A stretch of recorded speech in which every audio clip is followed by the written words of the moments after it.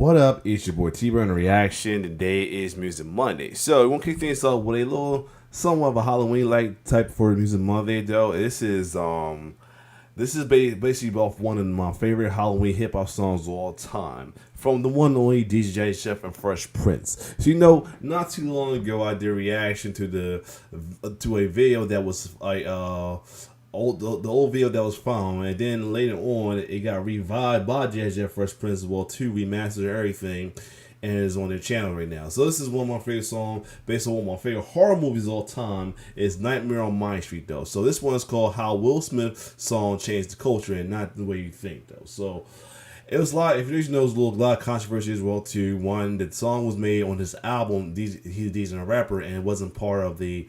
It was some issue with them trying to work with New Line Cinema to get part of the movie, but there's a whole story right there. I guess this video gonna talk about it. But other than that, we're gonna check it out. So hold on a second. All right, let's get it. Look, Philip, I know that I don't have all the facts, but if Will says he has a job, I believe him. Vivian, you are so naive. You'd believe that boy if he were to tell you that he was a big rap star whose album just went platinum. Talk to you. Let me have a word with you. If you're doing something else, I hope I'm not disturbing you. If I asked you to name the first thing that comes to mind when you think of Will Smith, what would it be? Of course. Oh man, I'm mad. They played the Girls in Number Trouble beat off the part from the boy J Buffalo over him slapping Chris Rock. Okay. If I asked you like, hold on, let me put it on. Let me first of all clearly put on a good quality, but I'm mad they did that. That's too funny. Oh my god, that is too funny. Let's go. Years ago, to name the first thing that comes to mind when you think of Will Smith, what would that be? An entanglement. Oh shit.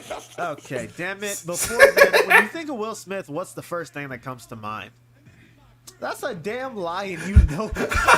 Really? They ain't gonna stop talking about Wild Wild West. I actually like Wild Wild West, damn it. Alright, they gonna stop dissing Wild Wild West, damn it. I actually liked it, okay? I don't care what it's, I actually liked it. Odds are one of, There you if go. not the first thing that comes to mind is The Fresh Prince of Bel-Air, the cult classic sitcom that ran for 6 seasons on NBC from Alright, 1990. hold up. This is getting delayed. I'm gonna put it on 480. That sucked, man. Anyway, let's keep going. One enhanced the video, but it's caused my video delay. To 1996. It easily sits in the Black Television Hall of Fame next to It shit does. like Martin, The Wayans Bros, Oh. Living Single, fucking Homeboys in Space. Anyways, if Really? you don't know what the show is about, first off, stop watching. This video ain't for you, little bro. Second, just listen to the theme song, nigga. Like, it literally explains the whole plot in the song. Exactly. With countless Emmy and Golden Globe nominations, NAACP Image Award wins, a lifetime's worth of money from syndication, and a dramatic reboot that I didn't watch and won't be referencing in this video at all, it's a safe bet Hey, that reboot was pretty cool, man. Check it out, brother. to assume that The Fresh Prince is easily one of, if not the most successful pieces of black media to hit the scenes in the past 30 years, bar none. Not to mention it launching and or revitalizing the careers of actors like Alfonso Ribeiro, Janet Hubert, and the late great James Avery. Not to mention, of course, the title character Will Smith. Now, with all of that said, right, y'all know this nigga was actually a rapper before the show started, right? Sure, y'all are probably like, duh, nigga, I already knew that. Like, come on, bro. But did you really? Or did you just see like 1 or 2 of his music videos on YouTube with DJ Jazzy Jeff and call it a day? By the way, that's Jazz from the show, in case that name doesn't ring a bell. Because some of y'all might be surprised, but DJ Jazzy Jeff and the Fresh Prince were low-key pillars for hip-hop in the late 80s to early 90s. And yeah, that might sound a little weird now in hindsight because of what Will's done in entertainment since, but that's legit. Across their 5 different albums from 1987 to 1993, every single one of them became gold or better, with their most notable album, He's the DJ, I'm the Rapper, going What might be crazier about that album, though, is that the first single that plays on it, for reasons I'm about to explain, may just be the most important single, not just in the careers of Jeff and Will, but arguably for the entire culture as we know it today. And not for the reasons that you might think. Let's get ill and take a trip back to 1988 and take a look at how numerous lives were changed like crazy, all because of a nightmare On my street.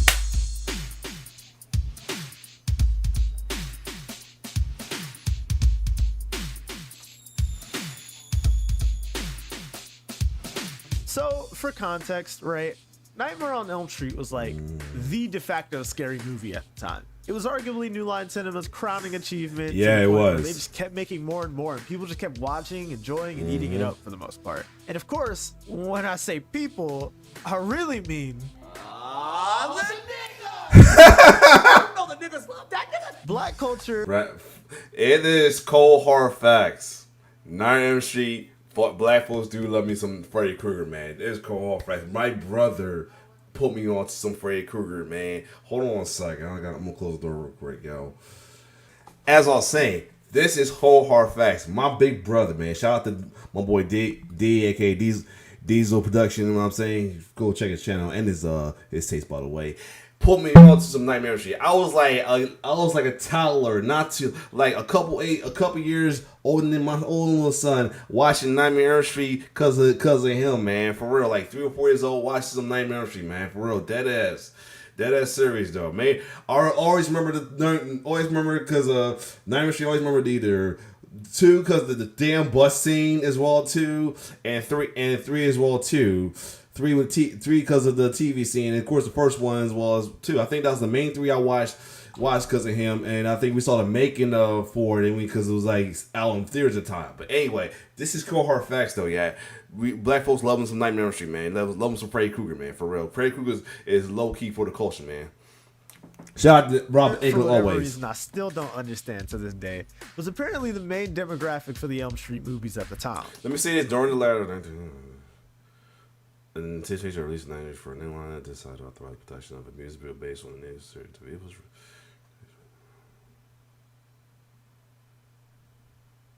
Yep. Good. And alright, so yeah, and this and I think 1 A series it will be given some black.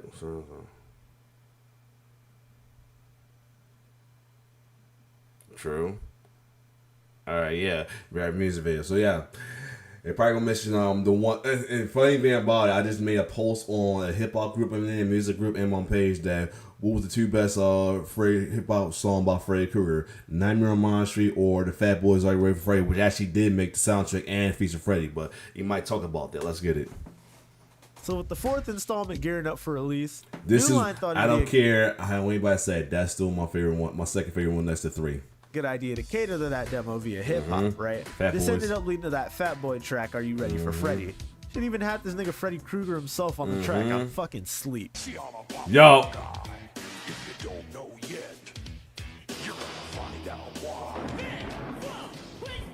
Unlike this song that was meant to promote the movie, A Nightmare on My Street was more so meant to be loosely inspired by the movie. And something about Elm Street was the movie we saw. And I got the brain. Homeboy named Fred and Yup. this girl named Nancy. He jumped on my bed, but through the covers with his claws, tried to get me. Then he slapped me with a subpoena. Yo, this Mr. He, I'm subscribed to this man. Mr. Heeman got some good cutting editing skills. Hold on, hit me by accident. Mr. Heeman got some good editing skills. I love it. I love it. I love it, yo. Covers with his claws, tried to get me. Then he slapped me with a subpoena. So to be fair, right, before the Fat Boys deal with New Line was finalized, Zomba Recording, the label division that Jeff and Will were signed to, tried to get that collaboration instead. One of their executives, Barry Weiss, had contacted them in Jung, but that deal simply ended up falling through. But then, like, I guess they thought it was still fine because they just, like, released the song anyway. That makes sense. So, of course, what do you think happened? New Line Cinema sued the piss out of Jeff and Will, Zomba Recording, and the Bertelsmann Music Group as a whole on grounds of copyright infringement. Now, the defense was that because it was meant as a parody, it was a matter of fair use. I mean, just look at bro.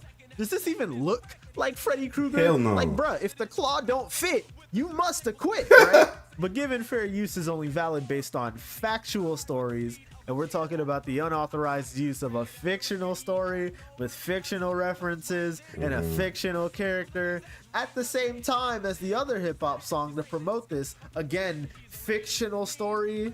Yeah, that claim to fair use was about as valid as having a blue check mark in the year 2023. Whoa, hey. So while Jeff and Will did end up losing the case, the suit did end up getting settled out of court though. where New Line Cinema essentially gave what I personally think might be the funniest way to settle a case ever. So in addition to the music video being prevented from release on MTV and all copies of the single being trashed, plus a disclaimer on all copies of the He's the DJ, I'm the Rapper album, according to Jeff Towns, aka DJ Jazzy Jeff, aka Jazz, keep up with the fucking program, they either had to pay an amount of money to New Line that, while undisclosed, the way Wills talked about his financial life between then and when Fresh Prince of Bel-Air started, it had to be a crazy amount. More on that later, by the way. So peep this, right?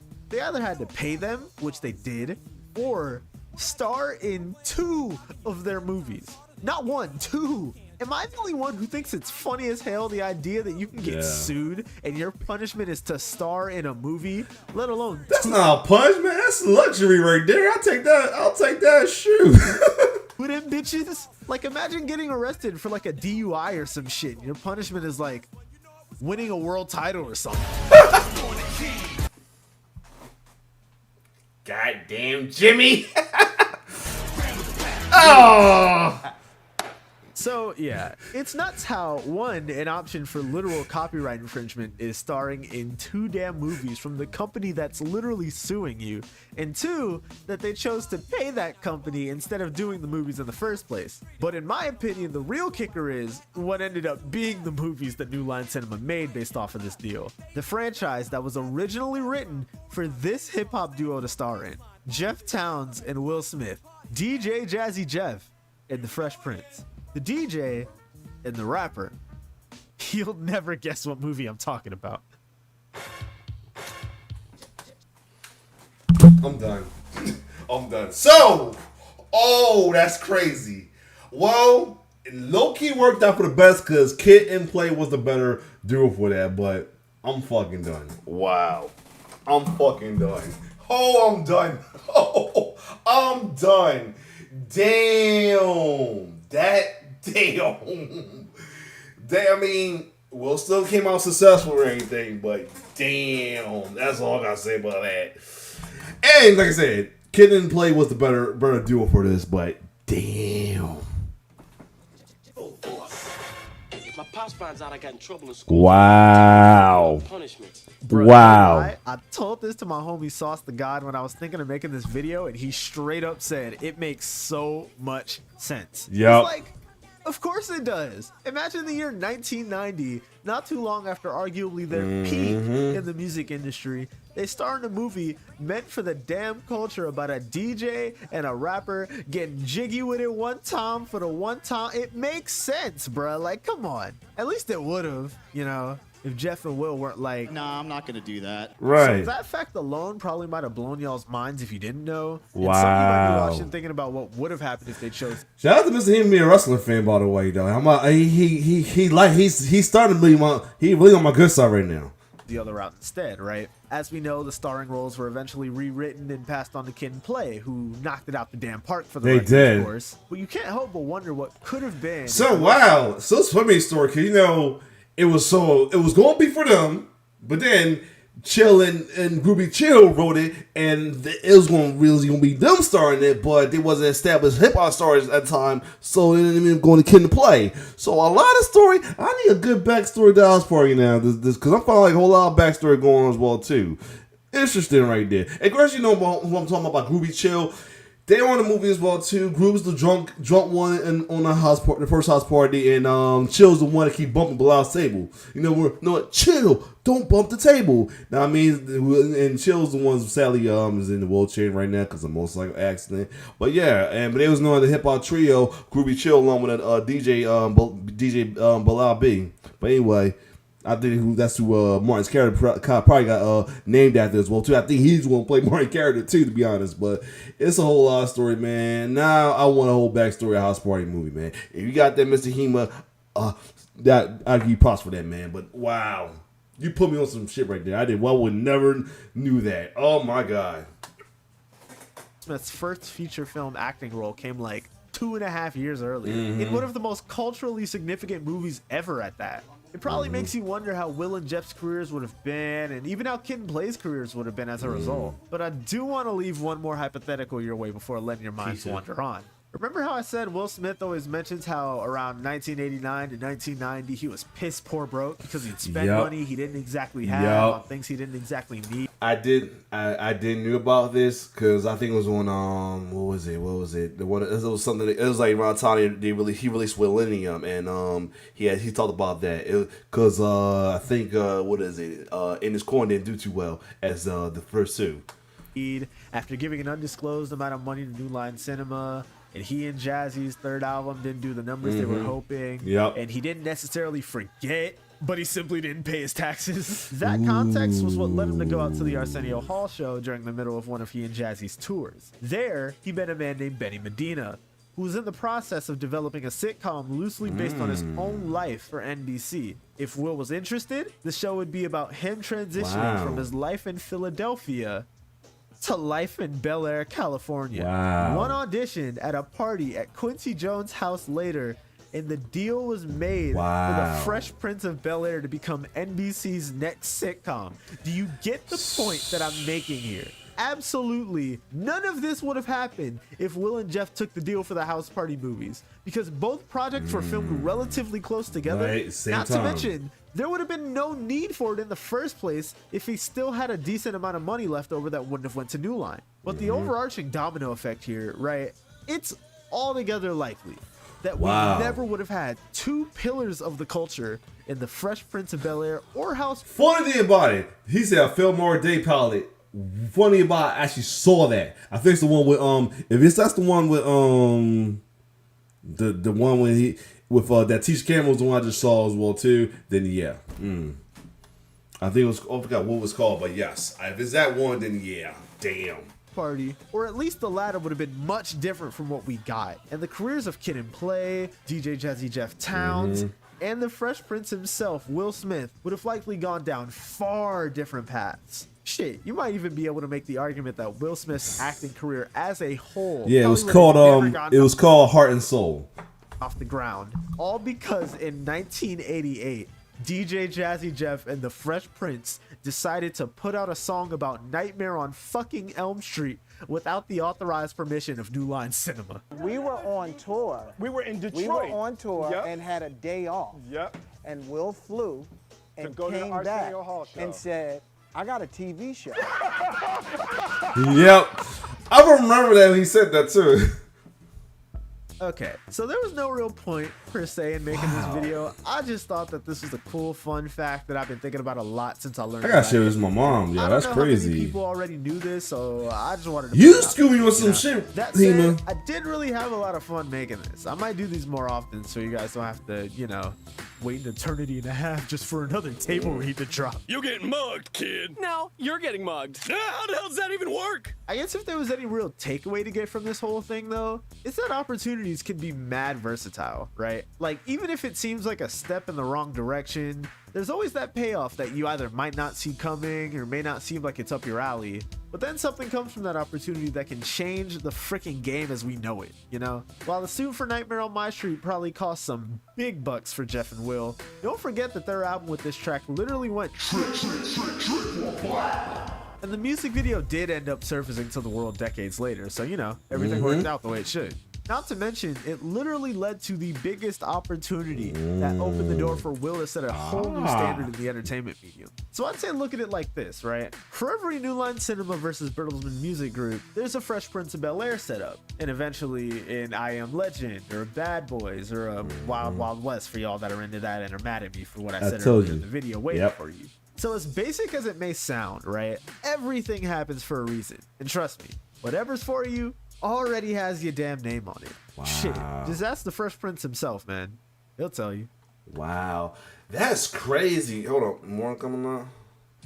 So we made this record, we put it out, and immediately the movie company sued us, and we were never allowed to release this record. Wow. And even voice is nice. Wow. But yo, that's crazy. Yo, Mr. Hema, I don't know. I subscribe. Yeah, I did subscribe. I need to subscribe. I'm gonna subscribe to you, man. This was cool, man. I like this, man. This was This, man, you put me onto some shit with this one. I would never have guessed that. Like, a whole... We had literally our own little 6 degrees of separation in this video. Really, 60 degrees of separation in this video, literally, man. Yes, you know that's one of the Will Smith movies.